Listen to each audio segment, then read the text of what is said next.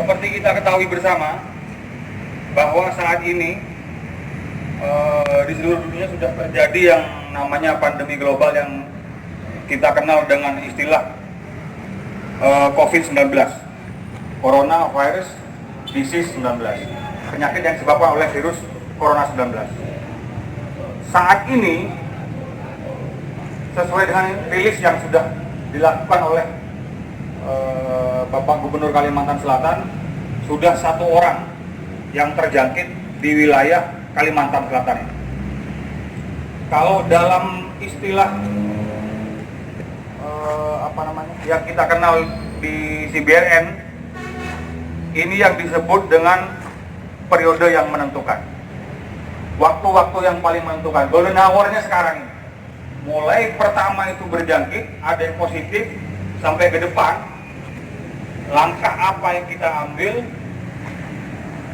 itu akan sangat menentukan kepada perkembangan wabah ini yang terjadi di sekitar kita ini. Apakah itu akan membaik ataukah tidak, itu sangat bergantung dari langkah-langkah yang kita ambil di periode-periode awal.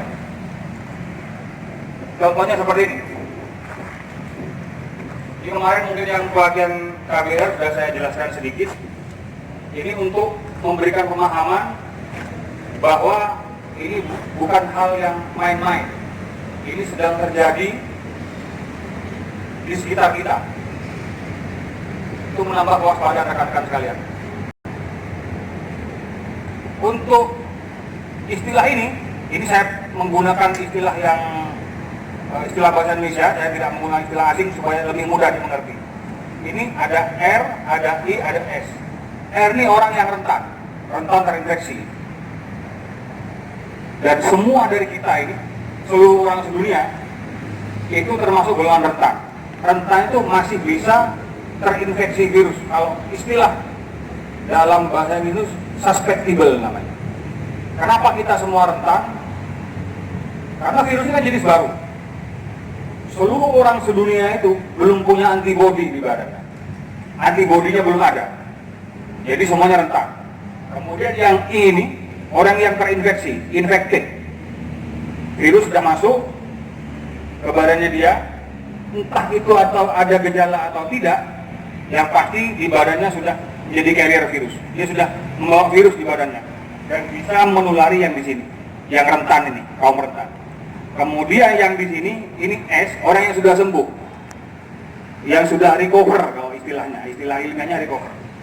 Ini yang rentan, ini yang terinfeksi, kemudian ini yang sudah sembuh, yang sudah recover. Orang yang sudah recover, ini sudah memiliki antibodi. Badannya sudah antibodi, kemungkinannya sangat kecil untuk tertular kembali. Karena antibodi di badannya sudah mengenal dengan virus ini, dia akan melawan. Nah, yang perlu kita lakukan saat ini, karena ini merupakan kita harus total effort, upaya total, tidak hanya bergantung kepada pihak-pihak tertentu, apakah itu pemerintah dan sebagainya. Ini memerlukan upaya total dari kita semua dalam arti yang sebenarnya, bukan hanya petugas-petugas tertentu. Kita harus mencegah atau menghindari adanya transmit itu perpindahan virus dari orang yang infected, yang sudah terinfeksi, kepada orang yang rentan. Ini yang harus kita cegah. Mana posisi? Contohnya seperti ini. Misalnya nih, 1 orang terinfeksi. Ini kalau tidak dilakukan upaya, kemudian dia bersosialisasi seperti biasa dengan keluarganya, otomatis kemungkinan besar keluarganya tertular. Kemudian istrinya ke pasar, ketemu orang, salaman, jipika-jipiki, kemudian anaknya sekolah, itu nanti akan terjadi ledakan. Orang yang dari sini, dia beralih status menjadi infected. Orang yang tadinya rentan, terjadi infeksi. Itu kalau tidak kita lakukan upaya, efeknya nanti saya jelaskan di sini, nanti setelah selesai yang ini.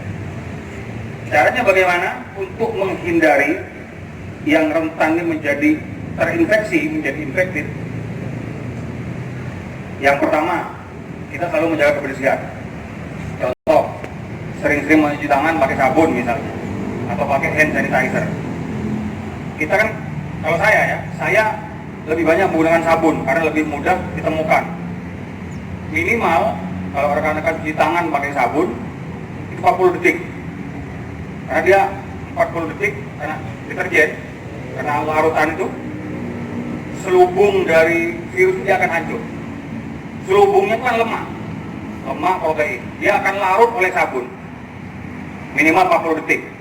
Kemudian kalau memasak makanan diupakan yang matang karena virusnya akan rusak pada suhu di atas 56 derajat. Jadi yang biasa mungkin setengah matang enak dan segala macam sudah stop aja dulu. Itu cara hidup yang higienis, yang bersih. Kemudian yang tidak kalah pentingnya social distancing. Social distancing ini apa ya? Apa namanya? Jaga jarak. Apa istilah bahasa Indonesia ini? Ini jaga jarak lah, gambarnya seperti itu. Contohnya ya seperti ini, kita apel seperti ini, lencang kiri, lencang kanan, ini salah satu bentuk social distancing. Kemudian kalau bertemu untuk saat ini sementara tidak bersalaman dulu, itu salah satu cara mencegahnya. Kemudian menghindari kerumunan, nongkrong-nongkrong, misalnya nih yang muda-muda nongkrong entah di mana lah, ngobrol nggak karu-karuan, itu stop dulu. Bukan dikurangi, stop udah. Nggak usah, untuk menghindari ini tadi. Tapi kalau ini sudah meledak, nah nanti kesini apa namanya akan menimbulkan masalah-masalah baru. Dan kalau sudah tidak mampu tangani, ujung-ujungnya kita juga, TNI dan Polri, yang repot kita juga. Nah, untuk yang ini, yang rentan terinfeksi sama yang ini, ada yang mau tanyakan nggak? Silakan ditanya. Kalau ada yang mau tanya silakan. Ini penting. Jangan sampai nanti setelah selesai apel, bablas masih biasa-biasa. Wah, silakan kita. Nah, kemudian gambar yang di bawah. Ini ada grafik, mungkin rekan-rekan sudah banyak melihat yang seperti ini. Saya hanya sedikit menambahkan narasinya supaya lebih mudah dipahami. Ini ada grafik yang kesini ini jumlah kasus, kemudian itu waktu dari pertama kasus terjadi, dan yang ini adalah kapasitas dari rumah sakit. Nah, saat ini kita sedang berada di titik ini, masih, yaitu yang tadi saya bilang yang periode-periode menentukan sekarang ini. Ini tergantung upaya kita di saat ini, di waktu ini, apakah ini akan naikkah ataukah hanya akan seperti ini. Ini tergantung dari upaya kita tadi yang menjaga kebersihan, social distancing dan sebagainya. Kalau ini upaya kita bagus, upaya dari kita semua, mau pemerintah kah, mau siapapun lah, kalau upaya ini bagus, tidak akan menimbulkan masalah baru, tidak akan menimbulkan masalah-masalah sosial yang baru. Dia akan naik, kemudian dia akan melandai dan selesai. Tapi kalau upaya kita di sini tidak maksimal, kita masih anak itu mati hidup, itu urusan Tuhan. Memang iya urusan Tuhan. Cukup di rumah kalau kita, ya sudah, kalau nggak mau ya biar aja. Kan nggak mungkin seperti itu. Tuhan juga mengajarkan kita juga harus memiliki ikhtiar. Ikhtiar setelah itu bertawakal. Kalau belum apa-apa udah, itu bukan tawakal namanya, goblok namanya. Kalau upaya kita tidak maksimal, ini pasti akan naik, akan melonjak drastis, akan terjadi ledakan di sini.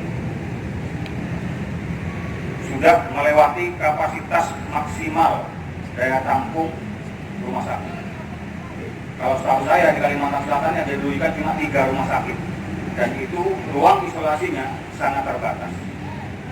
Apa yang terjadi dengan yang tidak tertampung? Dia akan tinggal di rumah. Kalau dia yang punya kesadaran, dia akan isolasi mandiri.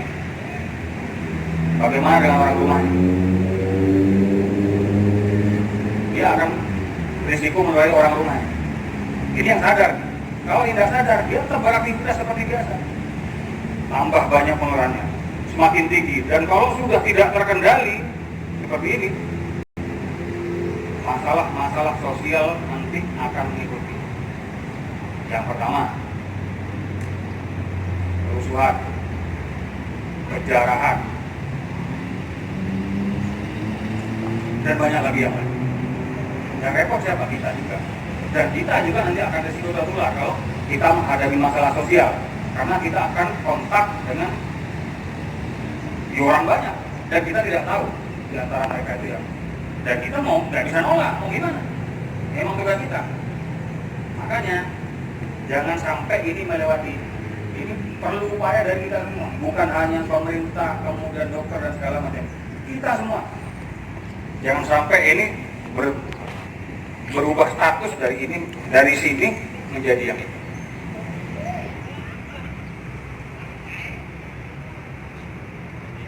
Memang kalau kita hanya beraktivitas seperti biasa, kalau sudah menjadi seperti ini kemungkinannya hanya dua saja, ke sini atau masuk kuburan, sembuh atau meninggal. Dan yang sembuh nanti akan memiliki antibodi. Cuma harganya terlalu mahal. Harga yang kita bayar terlalu mahal. Bisa mungkin ribuan, ratusan ribu, atau bahkan mungkin jutaan kalau kita masih begini-begini saja. Karena Indonesia ini kan padat, penduduknya banyak. Ya otomatis sesuai logika ya, rasio. Kalau yang terinfeksi banyak, mohon maaf, saya bukannya meremehkan dengan kapasitas medis kita yang seperti saat ini. Saya rasa tidak memungkinkan kalau hanya mengandalkan dari kesehatan dan sebagainya. Memang kita harapkan yang seperti ini yang kita harapkan. Jangan sampai menjadi melonjak seperti ini. Apalagi seperti ini. Ini kalau seluruh populasi sudah terjangkit semua, saya tidak bisa membayangkan apa yang akan terjadi. Ya mungkin yang seperti rekan-rekan bisa lihat di film-film. Aduh, serem lah, ngeri. Mungkin bisa bergeletakan di jalan, bisa jadi. Karena rumah sakit udah nggak tertampung, tetap beraktivitas. Memang tidak mungkin kalau kita melaksanakan isolasi yang sempurna. Isolasi yang sempurna itu maksudnya begini. Semua orang di seluruh Kalimantan Selatan ini tinggal di rumah. Kemungkinan kecil, sulit dilakukan. Karena apa? Banyak di antara kita, warga kita ini bekerjanya di sektor informal. Gajinya mungkin harian atau mingguan. Dan kalau dia tidak beraktivitas, dia tidak bekerja, dia tidak akan bisa menafkahi keluarganya. Kecuali mungkin ada siapa atau pemerintah dengan anggaran tidak terbatas yang bisa menjamin semua kebutuhan pokok saya tanggung. Itu bisa kita laksanakan isolasi total, isolasi yang sempurna. Itu nanti nunggu sebulan saja selesai wabah itu. Tapi harus total, betul-betul total, tinggal di rumah sebulan lah. Tapi itu kemungkinan kecil. Nah makanya saat ini kita mulai dari diri kita sendiri, dari keluarga. Nanti tolong setelah pulang ke rumah ini disampaikan kepada keluarganya masing-masing. Ini tidak main-main. Ini sedang terjadi dan bencana yang lebih besar menunggu di depan kita. Nah kita kan nggak mau itu terjadi.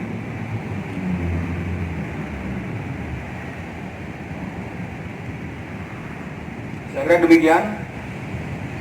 Mudah-mudahan ini bisa dipahami oleh rekan-rekan sekalian, sehingga nanti bisa diteruskan ke keluarganya, dan keluarganya bisa menyampaikan ke tetangga dan segala macam.